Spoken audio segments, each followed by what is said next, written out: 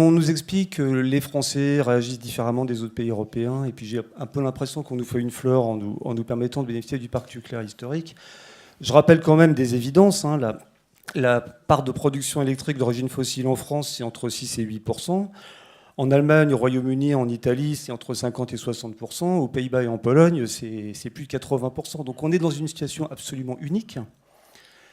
Et on a donc un dispositif absolument unique. Et ça n'est pas faire une fleur aux consommateurs qui portent collectivement, on porte tous le risque du nucléaire, ça n'est pas lui faire une fleur que de lui permettre de bénéficier de ce nucléaire historique. Je voulais dire autre chose, c'est que pour nous, ça doit se faire en 2 étapes. Je partage complètement le sentiment qui a été donné par plusieurs intervenants d'une nécessité de repenser le dispositif ARENH dans son ensemble. Nous, on n'était pas demandeurs de l'optionnalité, jamais. Quand on avait l'UNIDAN, quand on avait pris position commune à l'époque de la mise en place de l'ARENH, l'optionnalité, c'était quelque chose qui... Voilà, enfin, je comprends parfaitement la position d'EDF qui se trouve fragilisée quand les prix de marché sont inférieurs à l'ARENH.